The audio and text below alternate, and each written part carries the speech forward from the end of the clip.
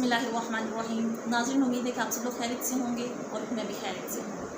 नाज़रीन, 7E property tax relevant code का एक सीन आया है जिसमें 7E जो टैक्स को वो अल्ट्रा वाइड्स करार दिया गया है एंड वॉइड फ्रॉम एबन इशू कहा गया है एंड अबॉलिश कर दिया गया है। इन फ्यूचर्स के क्या जो है वो इम्पैक्ट्स होते हैं, इसके क्या आउटकम्स होते हैं, इस पर भी हम लोग बात करेंगे। इस वक्त हम लोगों ने आज डिस्कस करना है कि what is property 7E property tax, ठीक है, how it was introduced and what are exemptions and exclusions given in this regard and what are different point of views, different courts have different their point of views in this regard, means कि मुख्तलिफ courts के हम लोगों ने point of views जो discuss करने हैं, उनकी जो डिक्री है, उनके जो डिसीजंस हैं, वो हम लोगों ने उनके जो प्रेसिडेंट्स हैं उसमें 7E को किस तरह उन लोगों ने जो कोर्ट्स ने इसको इंटरप्रेट किया है, हम लोगों ने इस पर बात करनी है। मैं हूँ शुमाइला रसूल और आप लोग देख रहे हैं एस्पेक्ट्स ऑफ टैक्सेशन। नाज़रीन, 7E जो था वो 7E का जो सेक्शन है ये इंट्रोड्यूस हुआ था फाइनेंस एक्ट 2022, जिसमें डीम्ड इनकम पर 20% टैक्स चार्ज किया गया। डीम्ड इनकम क्या है? Income earn from immovable property in Pakistan, ठीक है। इसके अलावा नाज़रीन क्या था कि जब 7E जब से इंट्रोड्यूस हुआ है तो फाइनेंस एक्ट 2022, ठीक है, तब से मैनी जो people ignited flurry of questions concerns specifically particularly implications of this tax and their deemed income which is charged on this immovable property. So we need to dive into this topic and understand their aspects. मैं हूँ शुमाइला रसूल और आप लोग देख रहे हैं aspects of taxation, और आज हम लोग 1 by 1 कोर्ट्स के जो है डिसीजंस को हम लोग डिस्कस करने जा रहे हैं, जो कि मोस्टली जो है in favour of tax payers आए हैं और जो है जिसमें इस टैक्स को जो है इररेलेवेंट कहा गया। सबसे पहले हम लोग अगर बात करें जो इस्लामाबाद हाई कोर्ट का जो फैसला है, इस्लामाबाद हाई कोर्ट ने अपने डिसीजन में इस टैक्स को अल्ट्रा वाइड्स टू लॉ कहा है और वाइड फ्रॉम एन इशू कहा है, और कहा है कि ये किसी भी तरह से स्टैंड नहीं करता, इसलिए इसको स्ट्रक डाउन हो जाना चाहिए। खैर, ये था इस्लामाबाद हाई कोर्ट का डिसीजन। अगर हम लोग लाहौर हाई कोर्ट की बात करें तो लाहौर हाई कोर्ट ने इससे रेलिवेंट कहा था कि ठीक है, okay, this tax will be paid, but ये जो टैक्स है ये पे होना चाहिए, लेकिन ये कॉस्ट वैल्यू पे होगा, फेयर मार्केट वैल्यू पे नहीं होगा। फॉर एग्ज़ाम्पल, एक जो पर्सन है वो प्रॉपर्टी ख़रीदता है 2 लाख की 5 साल पहले, आज उसकी जो प्रॉपर्टी की फेयर मार्केट वैल्यू है 6 लाख, लेकिन वो टैक्स जो है वो 2 लाख में देगा as per decision of Lahore high court. इस फैसले को चैलेंज भी किया गया, ठीक है, और बहुत सारे लोगों ने इसको चैलेंज करते हुए जो है इस फैसले को कहा कि हम लोग जो है वो ये टैक्स पे नहीं करेंगे। लेकिन फिर भी FBI ने डॉक्यूमेंट इशू किया और उसने जो है एक कंडीशन दे दी कि चलें इन पंजाब जो पर्सन सर्टिफिकेट प्रोवाइड करेगा वो 1% प्रॉपर्टी टैक्स से एग्जेम्पशन हासिल कर लेगा, मींस वो 1% जो है टैक्स वो पे नहीं करेगा। ये था लाहौर हाई कोर्ट से रिलेवेंट हमारी जो डिस्कशन। अब नेक्स्ट नाज़रीन हम लोग बात करते हैं सिंध हाई कोर्ट के बारे में। सिंध हाई कोर्ट के बारे में अगर हम लोग देखें तो सिंध हाई कोर्ट ने सबसे पहले तो अगेंस्ट टैक्स पेयर इस पर डिसीजन दिया, ठीक है। फिर सिंध हाई कोर्ट ने स्टे ऑर्डर दे दिया, stay order with 50% payments.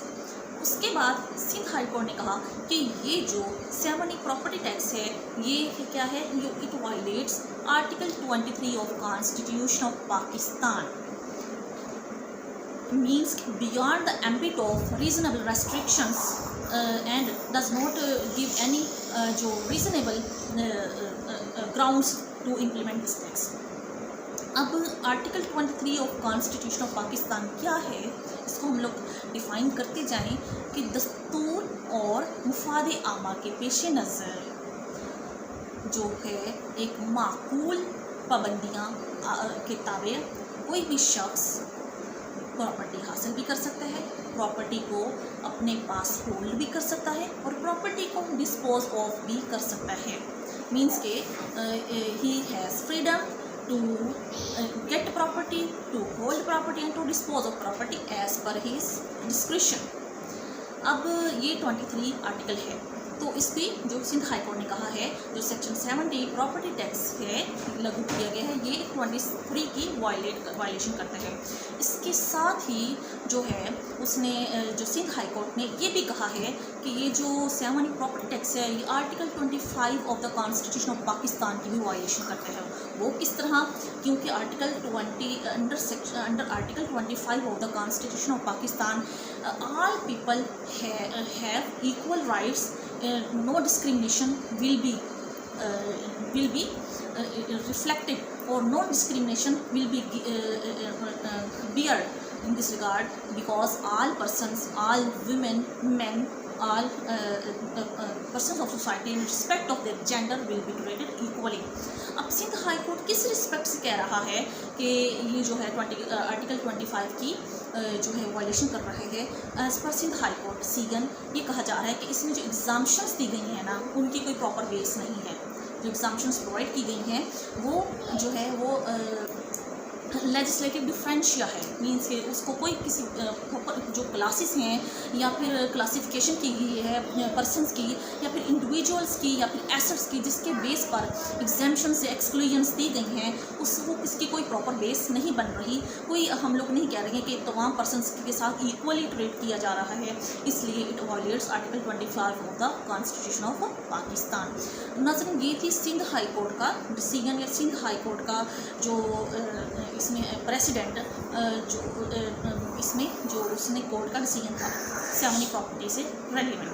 President अभी मैं आपसे डिस्कस करने लगी हूँ सुप्रीम कोर्ट और पेशावर हाई कोर्ट से related. In case of supreme court there is a precedent of messrs जो है ऑयल मिल्स, ठीक है, मेसर्स ऑयल मिल्स का केस जो है डे टू डे हियरिंग में उसमें जो कुछ पॉइंट्स बाहर सुप्रीम कोर्ट ने दिए हैं वो क्या हैं? वो सुप्रीम कोर्ट ने कहा है जो कि हमारे ये जो 70 प्रॉपर्टी टैक्स है, इसकी जो फेयर मार्केट वैल्यू है उसको अज्यूम करने के लिए कोई मशीनरी नहीं दी गई, ना ही कोई ऐसा मैकेनिज़्म बताया गया है जिसके थ्रू हम लोग इसकी फेयर मार्केट वैल्यू को डिटरमाइन कर सकें। मीन्स प्रेसिडेंट कौन सी सुप्रीम कोर्ट के पास? मेसर्स जो ऑयल मिल्स वाली है, ठीक है, उस केस में मेसर्स कॉटन ऑयल मिल्स, उस केस में सुप्रीम कोर्ट ने एक पॉइंट क्या दिया है कि no machinery is available to assume fair market value and no mechanism is given to assume fair market value. Further जो उसने क्या कहा है इससे रेलिवेंट, उसने जो इससे रेलिवेंट एक और बात जो कि वो ये है कि चुना के कोई जो है इसमें मैकेनिज़्म नहीं है, कोई इसमें जो फेयर मार्केट वैल्यू डिटरमाइन करने का तरीका नहीं है, तो इसलिए ये इसको एब एन इशू जो है अल्ट्रा वायर्स करार देते हैं फ्रॉम एब एन इशू, और जो है उसको जो तो सुप्रीम कोर्ट ने इसको अल्ट्रा वायर्स क्यों कहा है? इसलिए और कि उसने जो 2 रीज़न्स दिए हैं, उन 2 रीज़न्स की बुनियाद पे सुप्रीम कोर्ट के मुताबिक ये जो sub section 2 which is इम्प्यून्ड that is about 70 is जो है वो अल्ट्रा वायर्स टू लॉ है, और दैट्स वाई उसको उसने जो है वो इररिलेवेंट करार दिया है। अब हम लोग डिस्कस करते हैं point of view Peshawar high court. Peshawar high court में अगर हम लोग एक प्रेसिडेंट है लतीफ़ हमीद की, ठीक है, लतीफ़ हमीद की केस में जो पेशावर हाई कोर्ट ने अपना पॉइंट ऑफ व्यू, अपना डिसीजन ये दिया है कि ये जो है ये there is it does not qualify for test of capital value of assets and that's why it does not जो है have exist and don't have any proper base and it is beyond the legislative competency of parliament. अब यहाँ पे फिर मज़ीद लतीफ़ हमीद के case को ही लेकर चलते हुए इसके 3 जो है वो उसने इन्फर किए हैं आउटकम्स। फर्स्ट ऑफ ऑल क्या कहा कि वही पहले वाला पॉइंट ऑफ व्यू कि उसने कहा कि does not qualify the test of capital value of assets, that's why beyond the competency of parliament.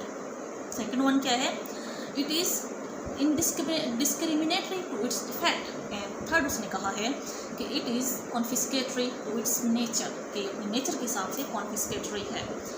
अब ये 3 पॉइंट तो ये थे जो कि प्रेसिडेंट लतीफ़ हमीद की जो है उन्होंने में बयान किए गए। इसके अलावा जो है पेशावर हाई कोर्ट का सीएन में एक और पॉइंट हाईलाइट किया गया जो कि इस 70 प्रॉपर्टी टैक्स को अल्ट्रा वाइज करार देता है। वो ये है कि जो है क्लियर बार है, इट इज़ जो stated in clear bar of entry number 50 of 4th schedule of Constitution of Pakistan that no tax, income tax can be levied on immovable property of any person। तो ये थी Peshawar high court का point of view.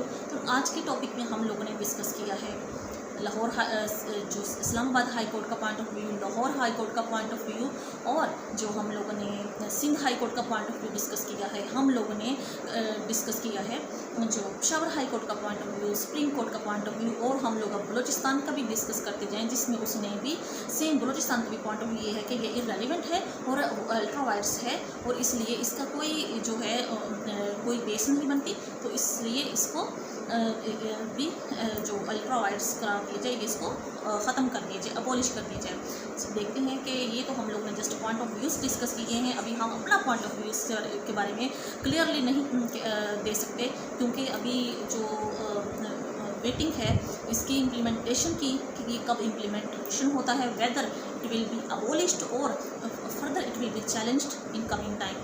Thank you very much. मैं हुशमाइला रसूल और आप लोग देख रहे हैं aspects of taxation. Keep watching my YouTube channel.